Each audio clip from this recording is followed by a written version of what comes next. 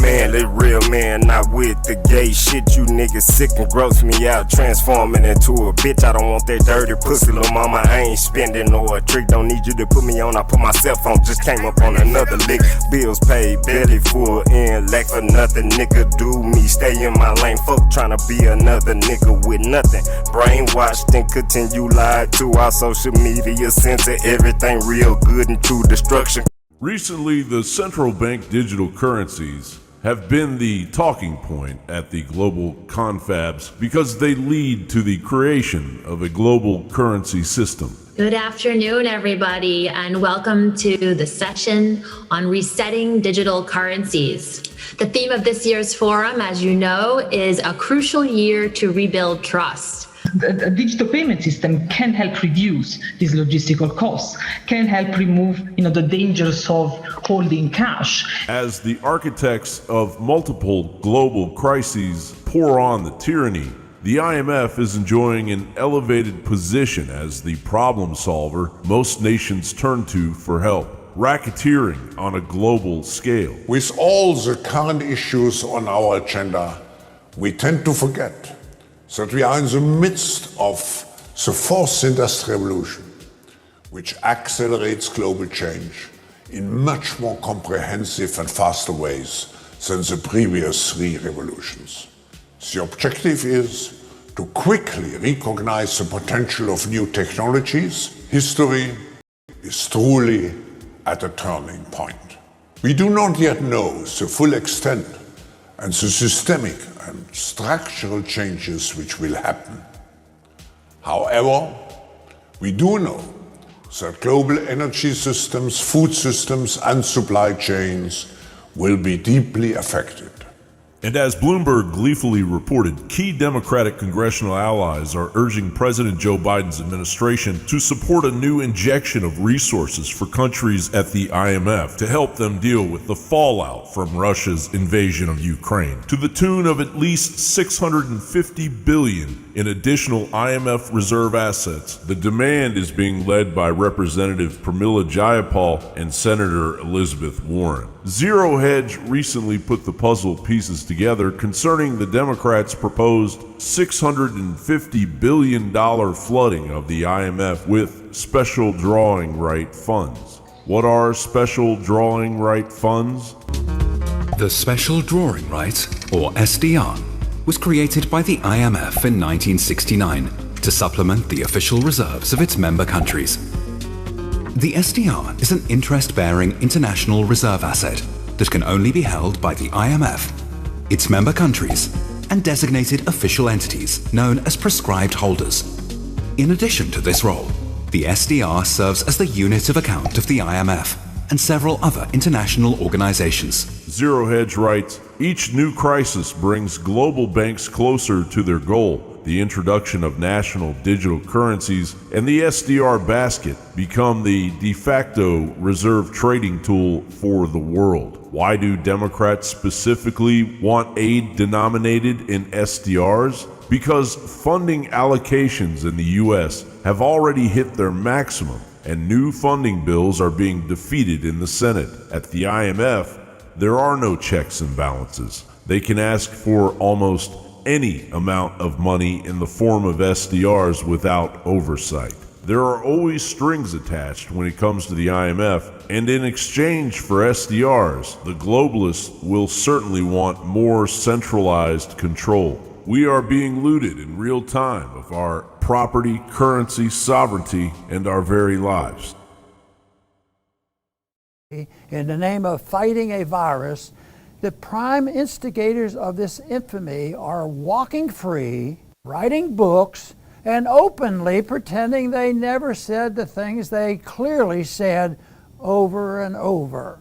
Take Trump's White House COVID response coordinator, Deborah Birx. She was, as the Brownstone Institute's Jeffrey Tucker points out in a recent article, the principal architect of the disastrous lockdown policy that destroyed more than COVID itself. Birx knew that locking a country down in response to a virus was a radical move that would never be endorsed. So, As she admits in her new book, she lied about it. She sold the White House on the out of thin air 15 days to slow down. Spunt is standing by, and I understand that President Biden has tested positive again. David Spunt, positive again for COVID-19. David? Yes, Arthel, we just got this news from the physician to the doctor right here. This is a physician to the president, Dr. Kevin O'Connor, putting out this memo a short time ago to White House Press Secretary Karine Jean-Pierre. We know the president has been spending the day here at the White House, but we got news that he is positive again for COVID after testing negative in an antigen test, which is much more sensitive and much more accurate for several times. I want to read part of this to you. This is coming from Kevin O'Connor, the physician to the president. He said, after testing negative on Tuesday evening, Wednesday morning, Thursday morning, and Friday morning, the president tested positive late Saturday morning, which means just a few hours ago, by antigen testing. This, in fact, represents, quote, rebound positivity. The president has experienced no reemergence of symptoms and continues to feel quite well. This being the case, there is no reason to reinitiate treatment at this time, but we will continue close observation. Arthel and Eric, the physician of the president, goes on to say, however, given his positive antigen test, he will reinstate strict isolation procedures. This is to keep White House staff, Secret Service, anybody that may be near him away from him. President Biden was supposed to go to Wilmington, Delaware tomorrow. The White House just announced a trip to Hemlock, Michigan coming up on Tuesday. Does not look like that's going to happen. We're not sure if this is still going to be a 5-day quarantine, as was the case before when he had tested positive. But this apparently is called rebound positivity. And on the first, in the first graph of this letter, from the physician of the president, it says, as described last week, acknowledging the potential for so-called rebound COVID positivity observed in a small percentage of patients treated with Paxlovid. So Paxlovid is that drug that the president took. Vice President Kamala Harris took it as well. It's being prescribed around the country for people that have COVID symptoms and that have tested positive for COVID. But according to the president's physician, he said that there is a chance, a small percentage of people who get this rebound positivity by taking Paxlovid. That seems to be the case today, although President Biden, according to this letter, has no reemergence of symptoms. He's feeling quite well. But after testing negative Tuesday evening, Wednesday morning, Thursday morning, and Friday morning, he tested positive just a few hours ago. Arthel, Eric? Yeah, David Spunt, thank you very much for that update there from the White House. An illusion will be created so vast, so large that it escapes their perception. Those who see it will be thought of as insane. We will always stand above the relative field of their experience, for we know the secrets of the absolute. We will work together always, and we will remain bound by blood and secrecy. Death will come to he who speaks. We will keep their lifespans short and their minds weak while pretending to do the opposite. We will use our knowledge of science and technology in subtle ways so they will never see what is happening. We will use soft metals, aging accelerators and sedatives in food and water, also in the air. They will be blanketed by poisons everywhere they turn. The soft metals will cause them to lose their minds. We will promise to find a cure from our many fronts, yet we will feed them more poison. The poisons will be absorbed through their skin and mouths. They will destroy their minds and reproductive systems. For all this, their children will be born dead, and we will conceal this information. They will see our products being used in films, and will grow accustomed to them, and will never know their true effect. When they give birth, we will inject poisons into the blood of their children and convince them that it's for their health. We will start early on, when their minds are young. We will target their children with what children love most, sweet things. When their teeth decay, we will fill them with metals that will kill their minds and steal their future. When their ability to learn has been affected, we will create medicines that will make them sicker and cause other diseases for which we will create yet more medicine. We will render them docile and weak, so they succumb to us and our power. They will grow depressed, slow, and obese. When they come to us for help, we will give them more poison. We will focus their attention towards money and material goods so that they may never connect with their inner self. We will distract them with fornication, external pleasures, and games so that they may never be one with the oneness of all. Their minds will belong to us, and they will do as we say. If they refuse, we shall find ways to implement mind-altering technology into their lives. We will use fear as our weapon. We will establish their governments and establish opposites within. We will own both sides. We will always hide our objective, but carry out our plan. They will perform the labor for us, and we shall prosper from their toil. Our families will never mix with theirs. Our blood must be pure, always, for it is the way. We will keep them separated from the oneness by dogma and religion. We will control all aspects of their lives. We will make them kill each other when it suits us, and tell them what to think and how. We will guide them kindly and gently, letting them think they are guiding themselves. We will incite animosity between them through our factions. When a light shall shine among them, we shall extinguish it by ridicule or death, whichever suits us best. We will make them rip each other's hearts out and kill their own children.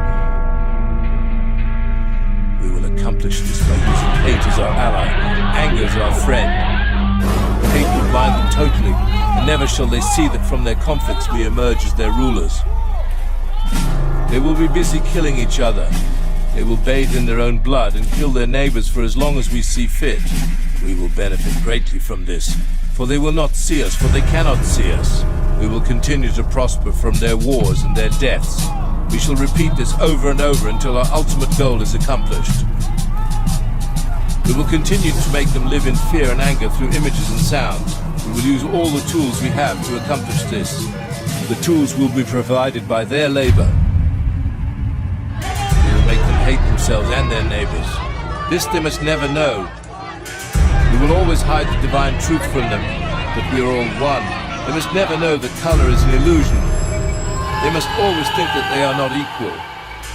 Drop by drop, we will advance our goal. We will take over their land, resources, and wealth to exercise total control over them. We will trick them into accepting laws that will steal the little freedom that they have. We will establish a money system that will imprison them forever, keeping them and their children in debt. When they shall band together, we shall accuse them of crimes and present a different story to the world. For we will own all the media. We will use our media to control the flow of information and their sentiment in our favor. When they shall rise up against us, we will crush them like insects, for they are less than that. They will be helpless to do anything, for they will have no weapons. They must never learn this truth, for they will turn against us. For their work, they will be rewarded with earthly things and great titles, but never will they become immortal and join us. Never will they receive the light and travel the stars. They will never reach the higher realms, for the killing of their own kind will prevent passage to the realm of enlightenment. This they will never know. The truth will be hidden in their face. It will be so close that they will not be able to focus on it until it's too late. Oh yes, so grand will the illusion of freedom be that they will never know that they are our slaves. When all is in place, the reality that we have created from them will own them. This reality will be their prison. They will live in self-delusion. When our goal is accomplished, a new era of domination will begin. Their minds will be bound by their beliefs, the beliefs we have established from time immemorial. But if ever they find out that they are equal, we shall perish. This they must never know. If they ever find out that together they can conquer us, they will take action. They must never ever find out what we have done, for if they, we shall have no place to run, for it will be easy to see who we are once the veil has fallen. Our actions will have revealed who we are, and they will hunt us down, and no person shall give us shelter.